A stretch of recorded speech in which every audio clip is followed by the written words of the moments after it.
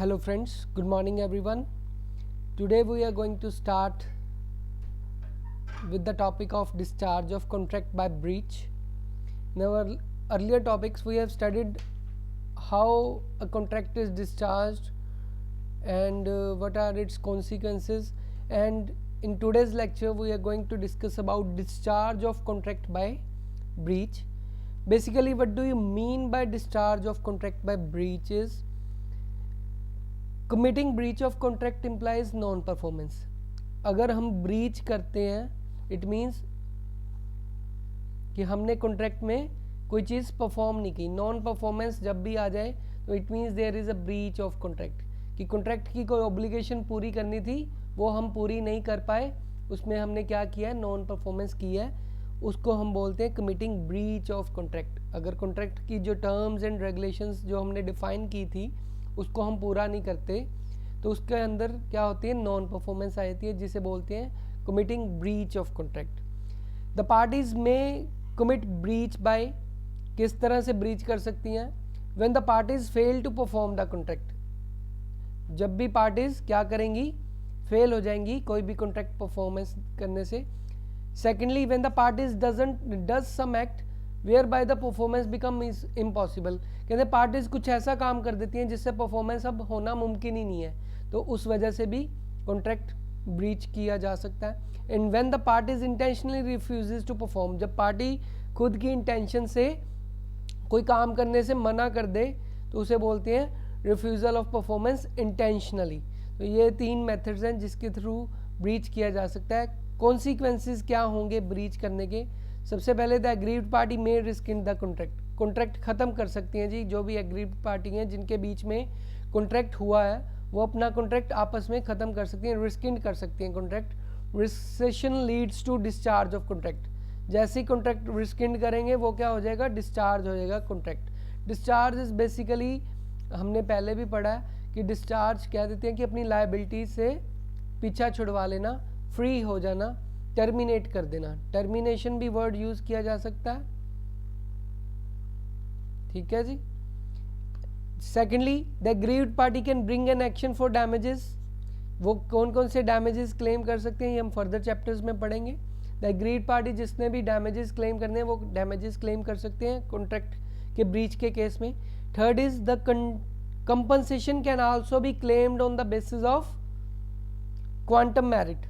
जो quantum merit को भी हम नेक्स्ट चैप्टर में पूरा का पूरा पढ़ेंगे, तो उसके लिए कंपनसेशन क्लेम की जा सकती है. अगर कॉन्ट्रैक्ट को हम ब्रीच करते हैं तो उस ब्रीच के केस में कंपनसेशन के लिए क्लेम भी किया जा सकता है. पार्टीज जो भी अपना लॉस क्लेम करना चाहती हैं क्वांटम मेरिट बेसिस पे कर सकती हैं. फर्दर बात करते हैं. ब्रीच 2 तरह की होती है. पहली है जी एक्चुअल ब्रीच, दूसरी है जी anticipatory breach. Basically actual breach क्या चीज़ है. एक्चुअल ब्रीच इज 2 वेज की हो सकती है एक्चुअल ब्रीच. ये देखो जी, as mentioned above, if the parties commit breach of contract the contract get discharge और terminated. Actual breach can be of 2 types. First is breach when performance is actually due. Breach जब हम कोई obligation पूरी नहीं करते, जब performance actually में due है. For example when the parties is actually when the performance is actually due and the parties refuses to perform, he commits actual breach. जब परफॉर्मेंस ड्यू होने ही वाली थी बट पार्टीज ने रिफ्यूज कर दिया कि हम तो ये एक्ट करेंगे ही नहीं, ही commits actual breach. the parties committing the breach shall be liable for compensation to the other. जो भी पार्टीज ब्रीच करती हैं वो क्या है, दूसरे को कंपनसेट करने के लिए लायबल होंगी. For example S agrees to supply 1500 units of product 13 to R. कोई भी प्रोडक्ट है उसके 1500 यूनिट्स एस ने सप्लाई करने थे, किसको, आर को, 15 सितंबर 2014. S didn't supply units on that day. This is actual breach of contract by S. मतलब जिस डेट को उसने वो प्रोडक्ट्स सप्लाई करने थे उस डेट को उसने नहीं किए, it means it is a actual breach.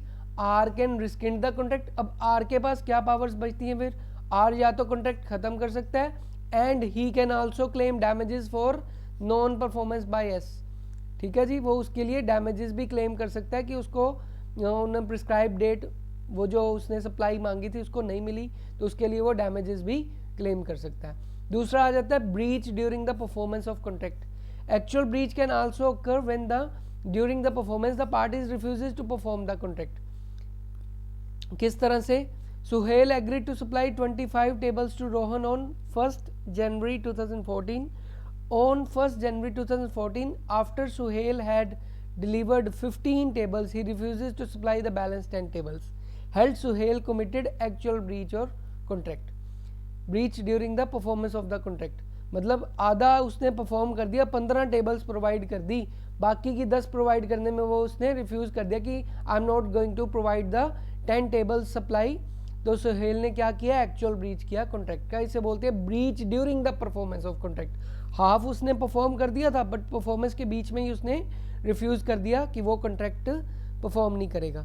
दूसरी आती है anticipatory breach of contract. Anticipatory breach क्या है जी? When the parties refuses to perform the contract before the due date of performance.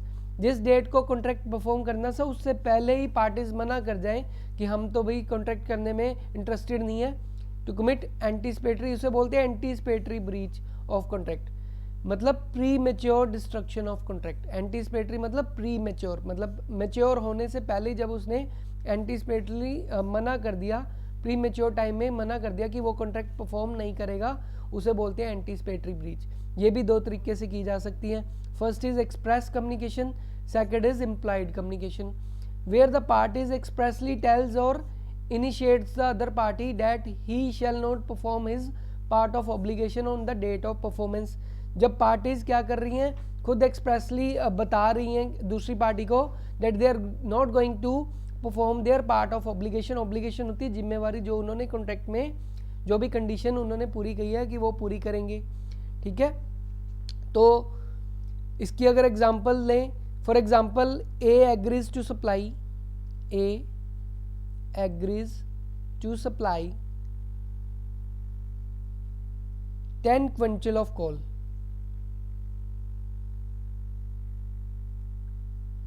to X on 25th May 2015। ठीक है जी, ए ने agreement किया था किसके साथ? बी एक्स के साथ, कि that he will supply 10 quintals of coal on 25th May 2015। Later on before the due date, 25 मई से पहले पहले before due date, A ने क्या किया?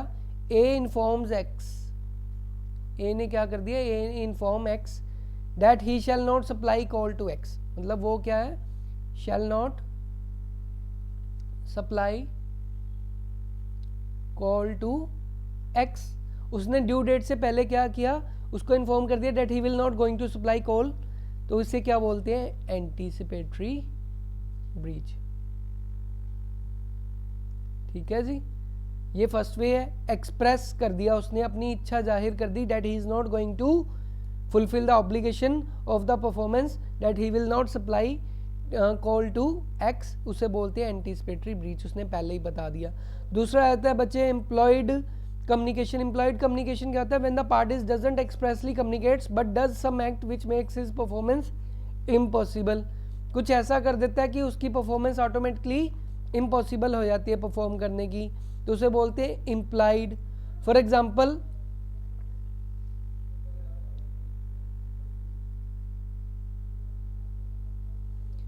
अगर मैं कहूं कि ए पर्सन ने बी को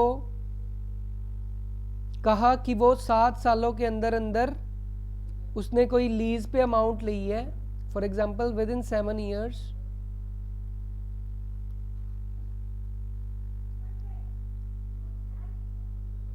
lease interest on lease,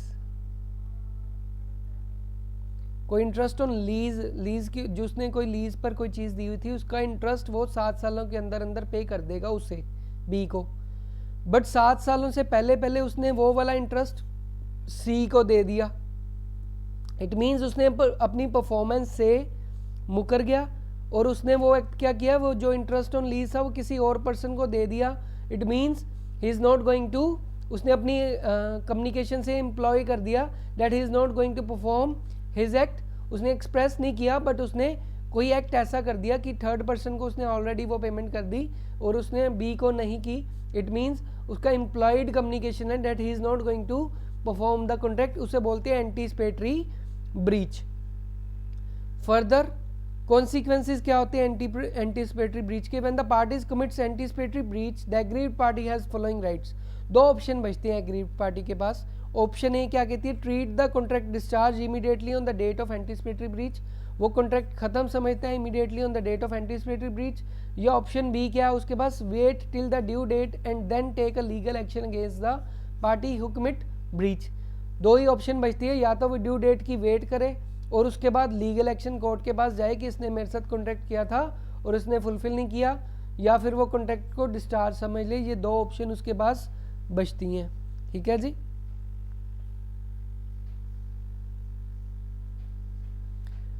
further discharge by impossibility of performance, another method क्या है? कॉन्ट्रैक्ट कैसे डिस्चार्ज किया जा सकता है? अब जो परफॉर्मेंस उसने करनी थी वो इम्पॉसिबल होगी। Impossibility as a mode of discharge is section 56 explains that when there exist supervening impossibility of performance a contract get discharge.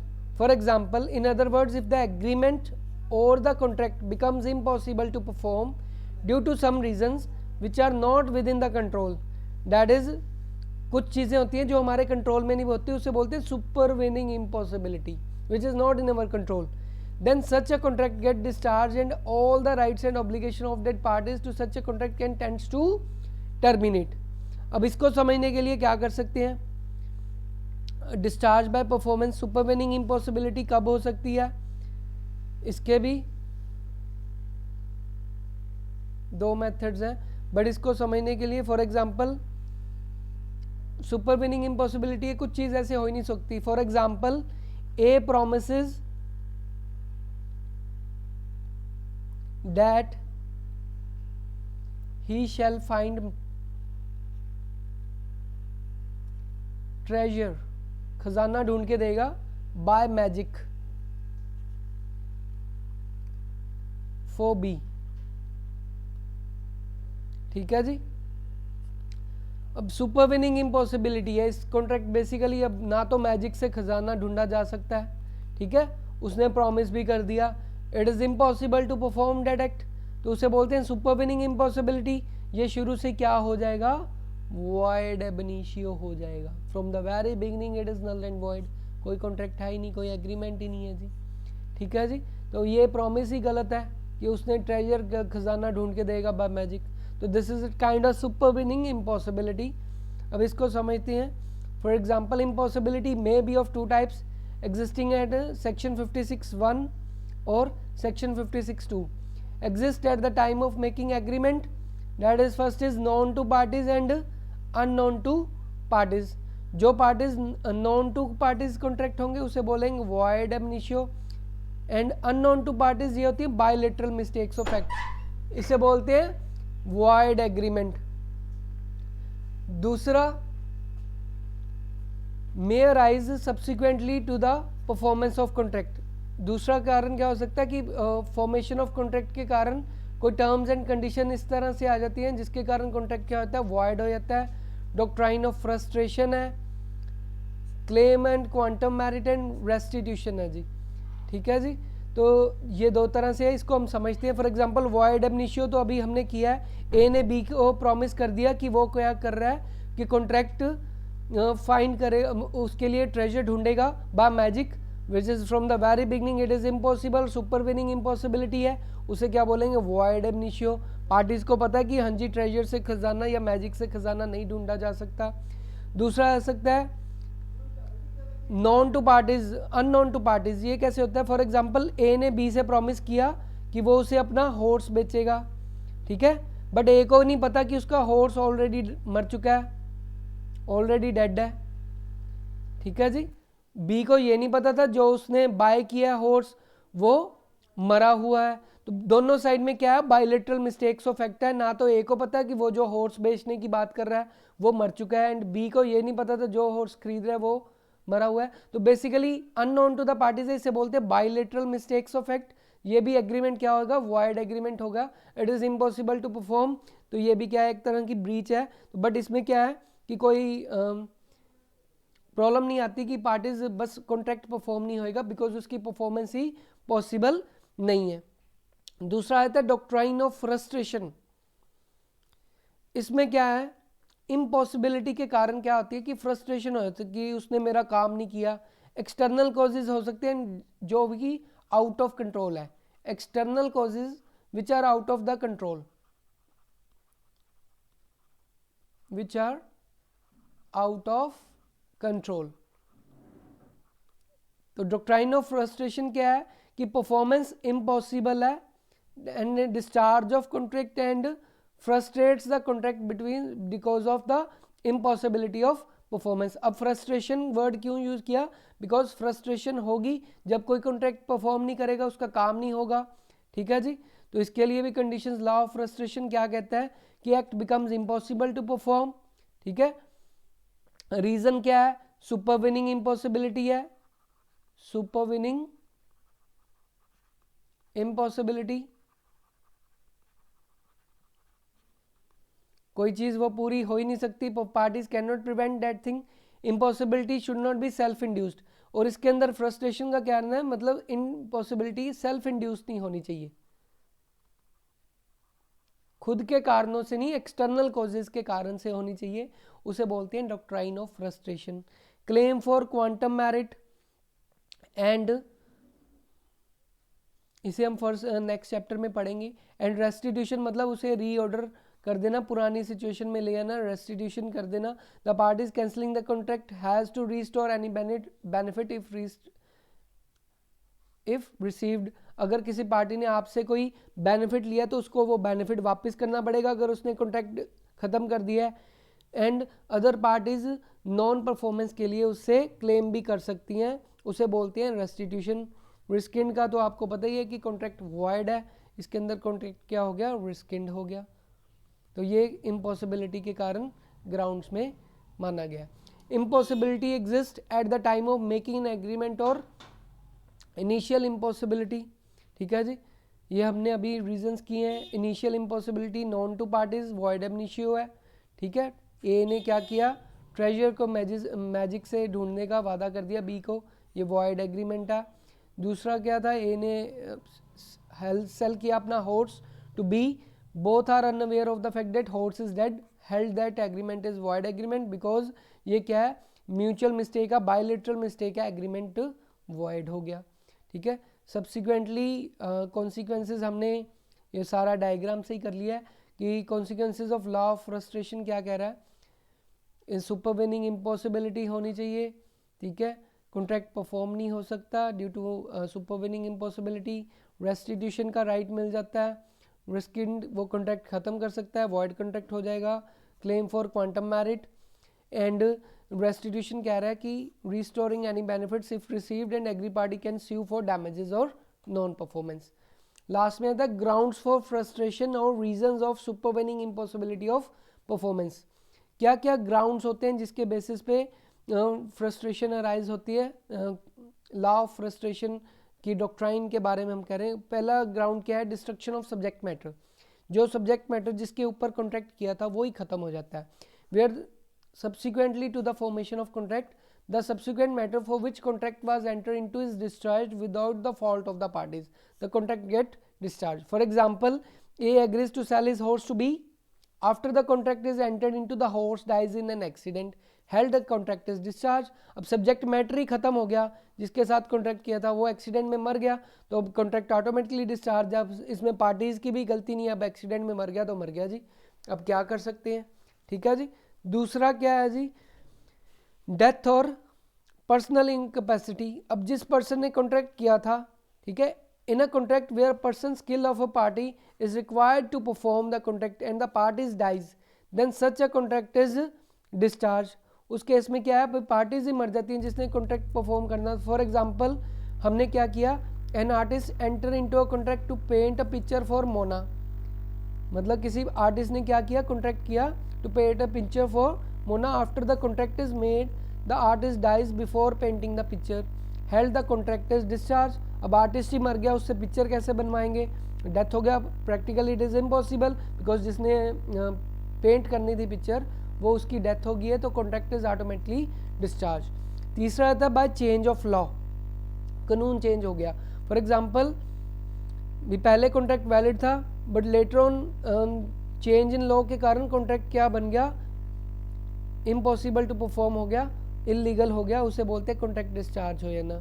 इसकी एग्जांपल देखो जी, फॉर एग्जांपल दो फार्मास्यूटिकल्स कंपनी है, कहते हैं there was a contract for sale of opium between two pharmaceutical companies but later government prohibited sale and purchase of opium.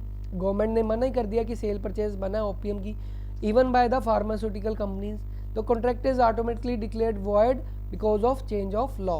अब contract क्या हो गया, वॉइड हो गया बिकॉज लॉ चेंज हो गया, जिसके कारण अब फार्मास्यूटिकल कंपनीज आपस में ओपियम एक्सचेंज नहीं कर सकती। तो ये हो गया चेंज ऑफ लॉ। फोर्थ आया था declaration of war. Contract between the resident of two different countries is a valid during peace time but as soon as the war declares, जो भी फॉर्मेशन ऑफ कॉन्ट्रैक्ट है या Wars हुई हैं, war के कारण जो सच कॉन्ट्रैक्ट्स हैं वो सस्पेंड हो जाएंगे या कैंसिल हो जाएंगे, ठीक है, उसे बोलते हैं declaration of war. For example अगर पाकिस्तान के साथ कोई ट्रेड चल रहा है, अगर आज पाकिस्तान के साथ कोई वॉर डिक्लेयर हो जाए तो जो भी कॉन्ट्रैक्ट्स हुए हैं वो सस्पेंड या कैंसल्ड माने जाएंगे, और इन दैट केस कोई भी कॉन्ट्रैक्ट लीगल नहीं माना जाएगा, ना ही उसकी परफॉर्मेंस वैलिड मानी जाएगी। Non existence of a particular state और thing, when a particular things और state of things which are on the basis of contract and that ceases to exist, the contract is discharged। अब कुछ इस तरह से है, फॉर एग्जाम्पल लास्ट में बात करते हैं non existence of a state of things.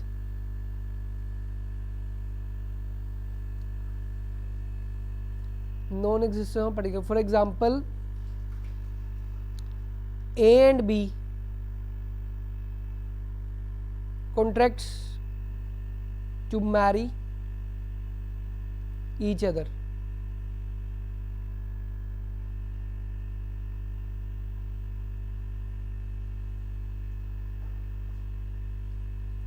but before the day of marriage A gets mad, तो कॉन्ट्रैक्ट वॉइड हो गया बिकॉज ऑटोमेटिकली अब पागल से तो बी मैरिज नहीं करेगी ना, मैड हो गया, जिसके कारण क्या हुआ कि contract ceases to exist and there is a breach of contract. अब एग्जिस्टेंस दो पार्टीज इन्वॉल्व थी, एक पार्टी तो मैड होगी तो there is not possibility of existence of contract, तो इसे बोलते हैं कॉन्ट्रैक्ट ऑटोमेटिकली डिस्चार्ज हो जाना। Exceptions to supervening disability impossibility, अब कौन सी एक्सेप्शन है जिस केस में कॉन्ट्रैक्ट डिस्चार्ज नहीं माना जाता। पहली आती है डिफिकल्टी ऑफ परफॉर्मेंस, अगर परफॉर्मेंस डिफिकल्ट हो गई है it means if the performance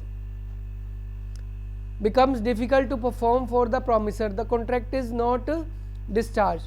For example, A agreed to supply goods to B on 5th January 2014 but government ने कुछ restrictions लगा दी ट्रांसपोर्ट पे, जिसके कारण A अपनी सप्लाई टाइम पर नहीं दे पा रहा, जिसके कारण अब कॉन्ट्रैक्ट को हम वॉइड नहीं डिक्लेयर करेंगे बिकॉज गवर्नमेंट ने रिस्ट्रिक्शन लगा दी ट्रांसपोर्ट पे, जिसके कारण वो डिफ़िकल्ट होगी ऑन दैट पर्टिकुलर डे उसको कॉन्ट्रैक्ट को परफॉर्म करने के लिए। तो डिफ़िकल्टी ऑफ परफॉर्मेंस को हम कॉन्ट्रैक्ट को डिस्चार्ज नहीं मानेंगे। दूसरा है था commercial impossibility, any commercial impossibility can not render a contract void. किस तरह से commercial impossibility could be anything such as increase in cost, decrease in exception of expectation of profits etcetera.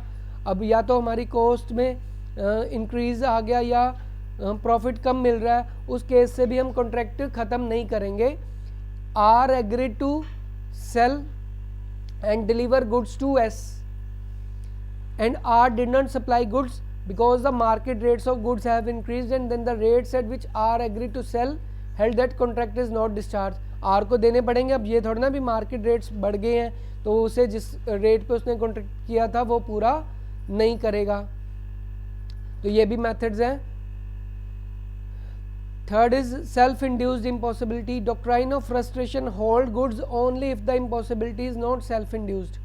ठीक है जी, for example a contract can not be discharge if the promisor is convicted for a crime. अगर by chance कोई person के ऊपर crime का कोई case पड़ गया, बट ये नहीं है उसके साथ कोई contract already, a contract cannot be discharged if the promisor is convicted of a crime. Contract discharge नहीं माना जा सकता अगर वो कोई उसके ऊपर कोई केस चल रहा है, कोई क्राइम हो गया उससे, तो सेल्फ इंड्यूस्ड इम्पॉसिबिलिटी नहीं है. तो doctrine of frustration holds good only if the impossibility is not self induced. मतलब उसने इम्पॉसिबिलिटी सेल्फ इंड्यूस्ड ना हो तब डॉक्ट्राइन ऑफ फ्रस्ट्रेशन लागू हो जाता है. And last point is strikes and lockouts and civil disturbances. The doctrine of frustration doesn't hold good because of strikes, lockouts or any civil disturbances. Example, A could not deliver the consignment in time to Mr. X because of strike in a factory. Held the contract is not discharged. अब A ने कोई lockout लग गया, ठीक है, या फिर consignment time पे नहीं दे सका because of mister x of strike. Mister x ने स्ट्राइक हो गई थी फैक्ट्री में, तो कॉन्ट्रैक्ट डिस्चार्ज नहीं माना जाएगा. उसके लिए उसको टाइमली या तो टाइम दे सकते हैं या फिर सिविल डिस्टर्बेंस होगी, कोई दंगे हो गए या लॉकडाउन लग गया, स्ट्राइक्स होगी, तो इसके लिए केसेस में भी हम कॉन्ट्रैक्ट डिस्चार्ज नहीं मान सकते ड्यू टू सुपरवेनिंग इम्पॉसिबिलिटी. तो ये केसेस को इम्प्रूव किया जा सकता है. ठीक है.